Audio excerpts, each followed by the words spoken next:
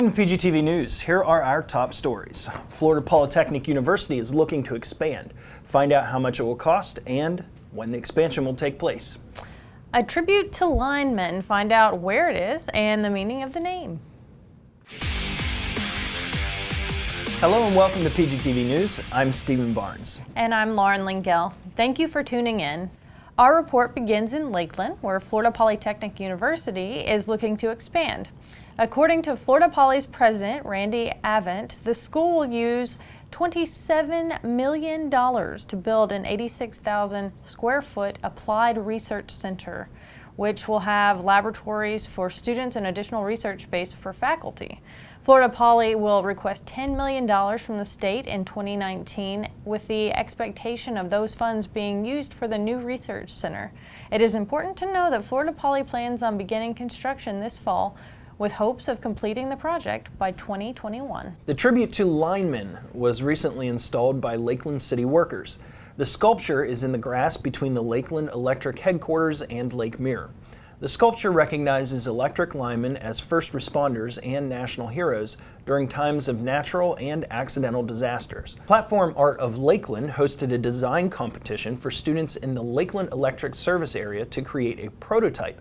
Lakeland High School art students Angel Rose Mitchell, Maddie McDaniel, and Gabby Thomas had the winning design and were on hand to unveil the sculpture. Their Lakeland High School art teacher, Kim Mortimer, was excited for her students. Parents and preteens are invited to a motivational program on bullying prevention, technology, and self-esteem. Guest speakers will include Sheriff Grady Judd and nationally recognized anti-bullying expert Jalen Arnold. As you know, Grady Judd has served as Polk County Sheriff since 2004. He is an advocate for raising awareness among parents and youth over the dangers of cyberbullying. Jalen Arnold, recipient of the 2017 Princess Diana Legacy Award, is a Lakeland teenager who founded Jalen's Challenge Foundation 9 years ago to combat bullying. Now 17 years old, Jalen speaks about bullying from firsthand experience.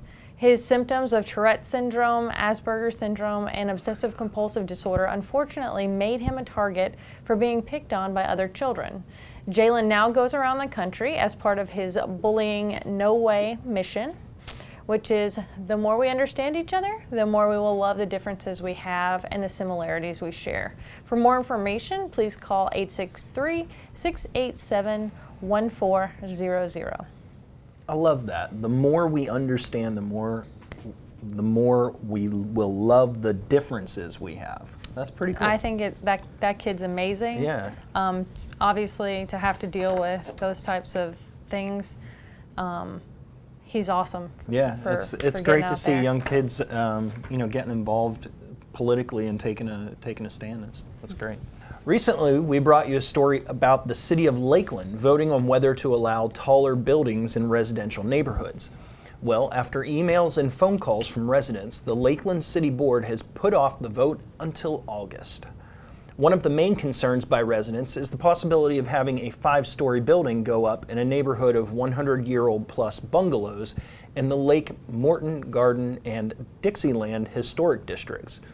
Julie Townsend, president of Lake Morton Neighborhood Association, offered to help city staff do a parcel-by-parcel study so residents could understand what would be allowable and what it would look like. Townsend also said the problem is the neighbors are not developers. They're not thinking about this and they don't understand all the nuances that go into it. The Deer and Turkey Expo is coming to Lakeland on July 20th to 22nd. At the RP Funding Center. Visitors will see the latest innovations and equipment. There will be seminars from field experts on topics including habitat management, food plots, and deer and turkey hunting strategies and techniques. The expo runs from 2 to 8 p.m. on July 20th, 9 a.m. to 5 p.m. on July 21st, and from 9 a.m. to 4 p.m. on July 22nd. For more information, visit www.deerinfo.com. The City of Lakeland will officially close a portion of Dogleg Woods Dog Park because of standing water issues in the large dog area.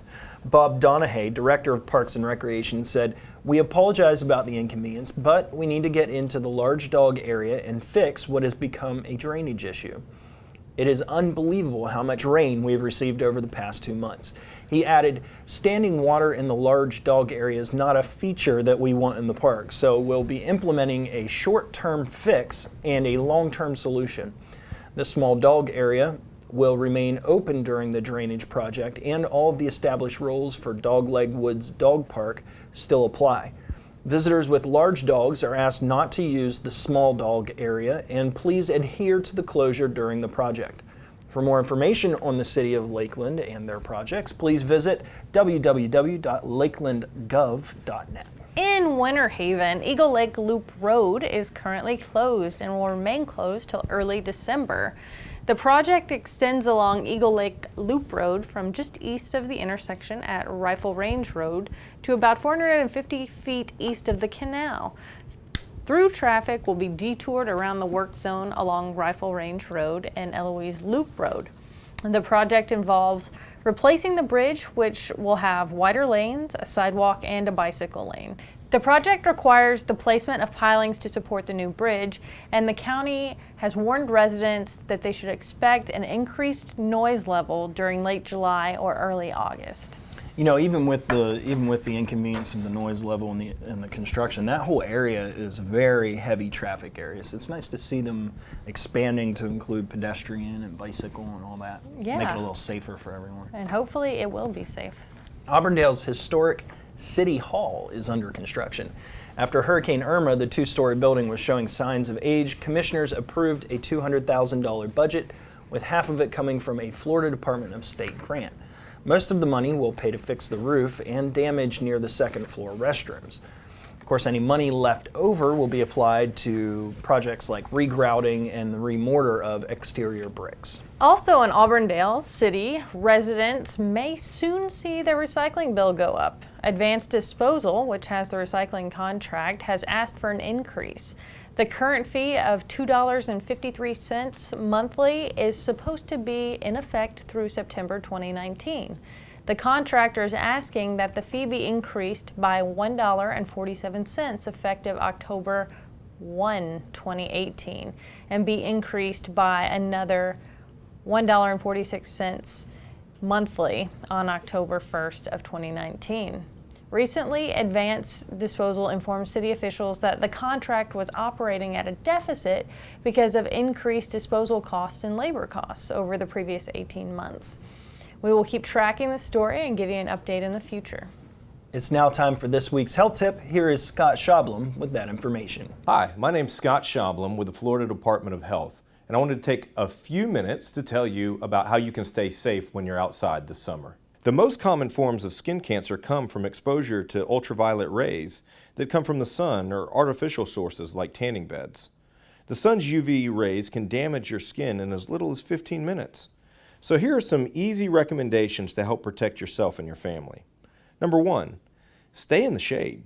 You can reduce your risk of skin cancer by simply seeking shade under an umbrella, tree, or other shelter. Number 2, wear proper clothing. When possible, long-sleeve shirts or long pants or skirts can provide protection from UV rays. Clothes made from tightly woven fabric offer the best protection. Number 3, wear a hat. For the most protection, wear a hat with a brim that goes all the way around that shades your face, ears, and the back of your neck. Number 4, wear sunglasses. Sunglasses protect your eyes from UV rays and reduce the risk of cataracts. They also protect the tender skin under your eyes from sun exposure. And finally, number 5, put on sunscreen. Put on broad spectrum sunscreen with at least an SPF of 15 before you go outside, even on slightly cloudy or cool days. Don't forget to put on a thick layer on all parts of exposed skins and get help for those hard to reach places like your back. By following these simple tips, you can ensure you're doing what you need to keep your family safe while you're outside this summer. And now here's Benicia Frazier with this week's business tip. This is Benicia Frazier with your quick business tip, here to answer all of your business-related questions. Here's how to turn your passion for food into a successful home-based cottage food business. Cottage foods have gained a lot of interest as people look to make money from home or supplement their income. Florida law allows individuals to use their home kitchens to produce for sale certain food products that can be sold directly to consumers. So, what is a cottage food? A cottage food is a food product produced in a home kitchen, such as cakes, pies, breads, and cereals. Second homes, vacation homes, motorhomes, or outbuildings such as sheds or barns are not allowed for food production. Does a cottage food operator require a license or permit? Cottage food operators require no license or permit from the Florida Department of Agriculture and Consumer Services and are not inspected by any state government entity. However, cottage food operators are not exempt from city-county regulations, so always check with the zoning agency in your city or county regarding your home business requirements. Where can I sell my cottage products?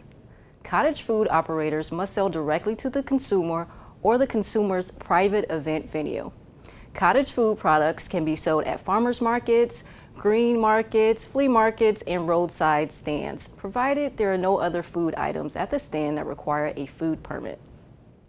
Cottage food operators are prohibited to sell to local restaurants, grocery or convenience stores, mobile vendors, mail order, wholesalers, distributors, or across state lines. Lastly, all cottage food products offered for sale at the public must be prepackaged with an affixed label that includes name and address of cottage food operation, name and ingredients of product, net weight, food allergen labeling, and nutritional information. The required cottage food statement made in a cottage food operation that is not subject to Florida's food safety regulations is also mandatory. Additional information regarding your cottage food business can be found at www.freshfromflorida.com. Don't forget to visit our webpage at www.polk-county.net and select Community and Small Business Assistance, or feel free to call our office at 863-534-5915. We'll have to take a quick break, but when we return, we'll have our sports update with Neil Duncan.